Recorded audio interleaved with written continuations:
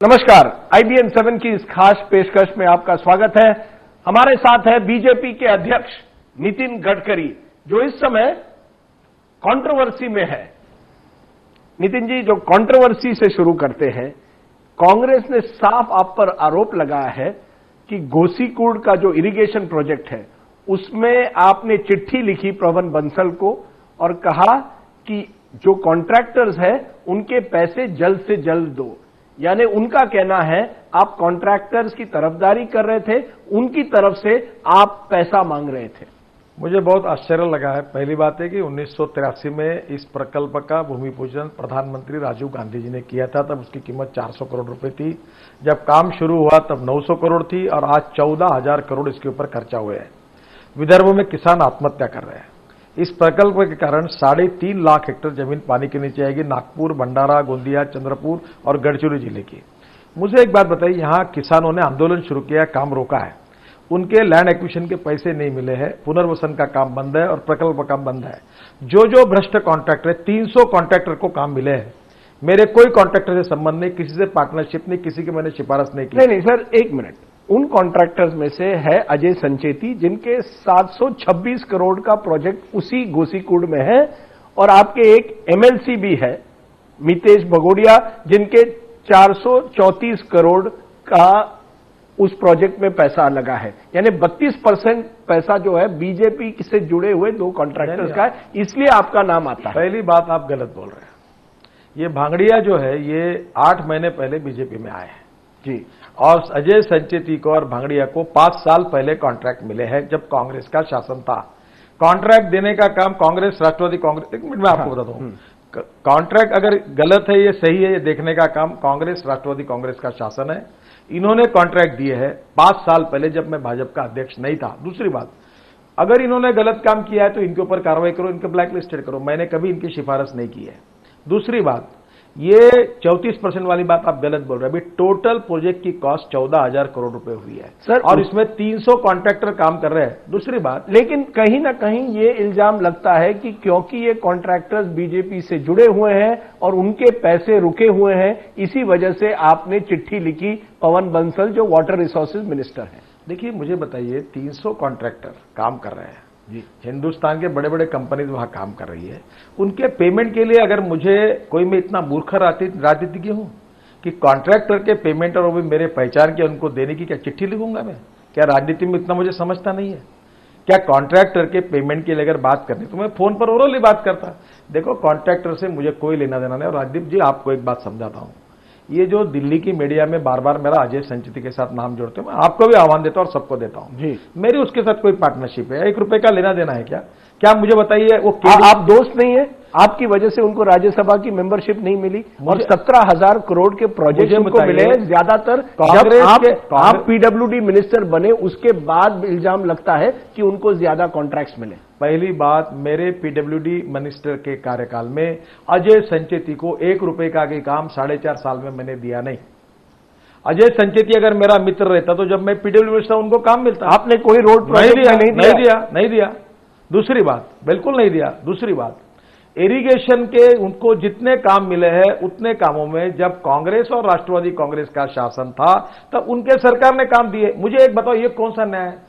सरकार कांग्रेस राष्ट्रवादी की, कॉन्ट्रैक्ट देने का वाला काम वो करेंगे और इसके बाद मेरा संबंध क्या है? दूसरी बात, क्योंकि आपके जो विरोधी है वो कहते हैं अजय संचेती फ्रंट है और नितिन गडकरी अजय संचेती के पीछे हैं।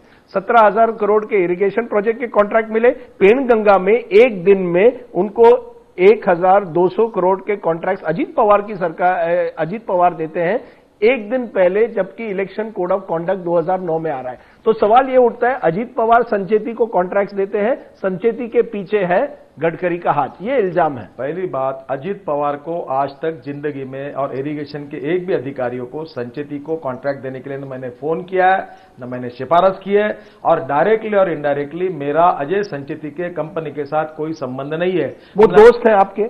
अरे दोस्त आप भी हैं मेरे, आप बहुत रोज बीजेपी लेकिन के बारे में बोलते हैं। दूसरे उनको राज्यसभा टिकट देने में आपका हाथ था या नहीं? पहली बात पूछता हूं, KD सिंह तृणमूल कांग्रेस में उद्योगपति है जी। कांग्रेस के एक सांसद को, जिसको कोल माइंस मिली हुई है, वो कांग्रेस का है। अनेक लालू प्रसाद यादव के कांग्रेस सांसद है उनको मिली हुई है।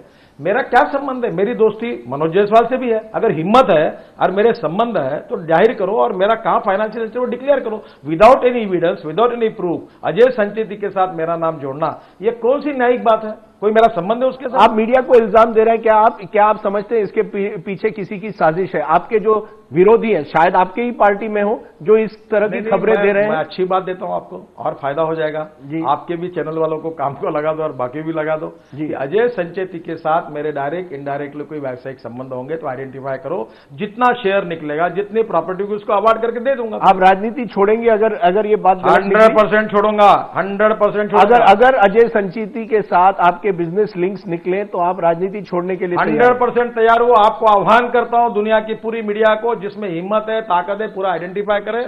मैं जब दमंग होकर कह रहा हूं ना जी, अगर मेरे संबंध है डायरेक्ट इनडायरेक्टली उनसे व्यावसायिक संबंध आपने सिद्ध कर दिए तो मैं आपको डंके की चोट पर कहता हूं कि मैं राजनीति छोड़ दूंगा। अगर नहीं होंगे तो लिखना तो बंद करो। कभी झूठ क्यों लिखते हो? ये मैं आपको पूछ रहा हूं कि ये सब बातें तभी ऐसी उठी है जबकि एक RTI activist India against corruption से जुड़ी हुई अंजलि दमानिया ये आरोप करती है कि जब वो आपको मिलती है और कहती है कि इरिगेशन स्कैम महाराष्ट्र में हो रहा है, आप कहते हैं मैं इसमें दखल नहीं दूंगा क्योंकि मेरे अच्छे संबंध और बिजनेस लिंक्स शरद पवार और अजीत पवार के साथ है। यहां से बात उठी है, वहां से शुरू होती है, फिर संचेती का नाम बार बार उठता है। यही वजह है कि लोग कहते हैं कि दाल में कुछ काला है। पहली बात, मैं तो उनका नाम भी लेना नहीं चाहता जी। मेरी शरद पवार से कोई बिजनेस लिंक नहीं है। पर मैं आपको एक बात बताता हूं, क्या मेरे पास 300, 400 लोग मिलकर अगर कोई कागज लेके आते हैं और मुझे कहते हैं कि आप महाराष्ट्र के इरिगेशन स्कैंडल पर बोलो, कोई ना कोई उसमें मिलता है जी।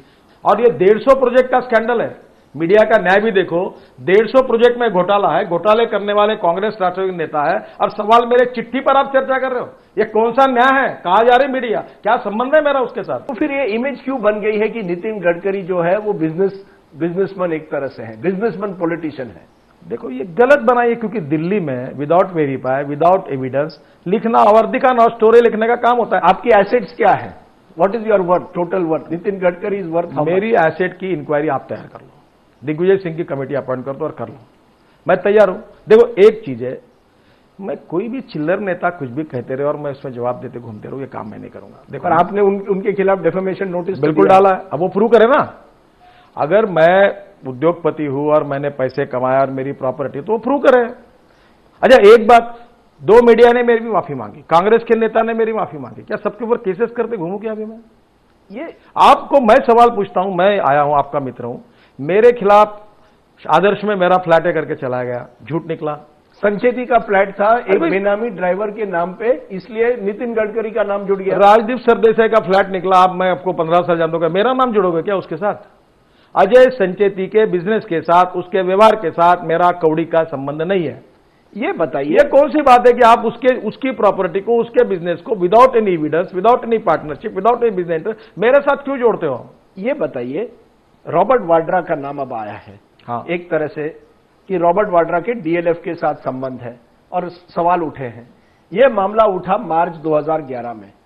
अभी तक बीजेपी ने उस मामले को उठाया नहीं था जो अरविंद केजरीवाल उठाते हैं। और यहां भी वही सवाल उठता है कि क्योंकि बीजेपी के भी संबंध ऐसे लोगों से हैं जो उद्योगपति है और उनको भी फायदा पहुंचाया गया है, इसी वजह से बीजेपी ये मामला दबाना चाहती थी। रॉबर्ट वाड्रा के खिलाफ आपने आवाज उठाई नहीं, इसका एविडेंस क्या है?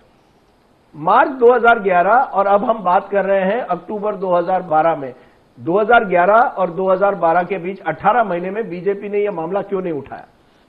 देखिए ये बात तो मेरे पास कभी आई नहीं, कभी नहीं आई आपके पास? मुझे पता नहीं, किसी ने आपके पास ये नहीं कहा कि हमने रॉबर्ट वाड्रा की बात उठानी चाहिए पार्लियामेंट में? पार्लियामेंट के बाहर हवा में कोई पत्रकार से कोई इससे चर्चा होती रहती, कागज तो मैंने कभी देखे नहीं। और इसलिए अगर कोई कागज मिलते तो जरूर बात मुझे बताइए। कुछ लोग कहते हैं कि बीजेपी के जो नेता हैं उनके भी संबंध ऐसे उद्योगपति के साथ है, इसी वजह से बीजेपी के जो नेता हैं ये मामला नहीं उठाना चाहते। एक अच्छी बात करिए, बीजेपी के जिन जिन नेताओं के साथ डीएलएफ के व्यावसायिक संबंध होंगे, बीजेपी के जिन जिन नेताओं के साथ अजय संचेती से व्यावसायिक संबंध है, बीजेपी के जिन नेताओं के साथ शरद पवार से व्यावसायिक संबंध है, आप शोध पत्रकारिता चलाकर पूरा रिसर्च करिए और मिले तो हमको एक्सपोज कर दीजिए। पर विदाउट एविडेंस विदाउट तथ्यों के बिना हमारे साथ आरोप क्यों करते हैं? सवाल ये है कि बीजेपी जो हमेशा गांधी परिवार के खिलाफ मुहिम उठाती है, रॉबर्ट वाड्रा के नाम पे आपने चुप्पी साधी, ये सवाल है। और अरविंद केजरीवाल अब विपक्षी बन गए हैं, he is the new opposition. मैं इस पर कुछ टिप्पणी नहीं करना चाहता। पहली बात आपको बताता हूं, कौन किसको करे वो उसका काम करे। आप नहीं मानते अरविंद केजरीवाल एक तरह से विरोधी, अब लोग समझते हैं वो ऑपोजिशन बन गए, वो करप्शन का झंडा उठा रहे हैं। चुनाव में कौन क्या है दिख जाएगा। अभी आज आप और मैं क्यों प्रतिक्रिया। एक अफवाह ये फैलाई गई है कि इसके बाद अरविंद केजरीवाल नितिन गडकरी का नाम लेंगे। मेरी किसी भी इंक्वायरी के लिए मैं तैयार हूं, मैं चिंता ही नहीं करता किसी की। ये बताइए नितिन जी, एक कॉन्स्टिट्यूशनल अमेंडमेंट बीजेपी ने अपने नेशनल काउंसिल में किया है, जिससे अब कोई भी बीजेपी अध्यक्ष 2 टर्म के लिए बन सकते हैं लगातार। क्या इसका कहीं ना कहीं अब हम साफ मतलब निकालें कि नितिन गडकरी अब बीजेपी के अध्यक्ष रहेंगे 2015 तक? साफ मतलब यही है ना? राजदीप जी, आप मेरे बात पर एक विश्वास रखिए, मैं जिंदगी में झूठ नहीं बोलता जी, झूठ आश्वासन नहीं देता जी, और मैंने कभी झूठ नहीं बोला है। मैं पहले टर्म के लिए किसी भी नेता के पास कभी जाकर मैंने नहीं कहा कि मुझे पार्टी का अध्यक्ष बनाओ जी। अगर गया था तो इस बार इसके लिए गया था कि मुझे मत बनाओ। सेकंड टर्म के लिए मैं किसी के पास नहीं गया। मैं इस पार्टी का छोटा सा कार्यकर्ता करके कोई भी काम करने के लिए तैयार हूं। गडकरी जी, कहीं ना कहीं अगर आप अध्यक्ष एक बार फिर बनते हैं तो अगले जब जनरल इलेक्शंस होंगे तब आप बीजेपी के अध्यक्ष रहेंगे और बड़े इंपॉर्टेंट पोस्ट पर रहेंगे। कुछ लोग ये भी कह रहे हैं कि अगर आप अध्यक्ष रहें तो आप प्रधानमंत्री के लिए भी दावेदार होते हैं। 2 चीजें बताता हूं।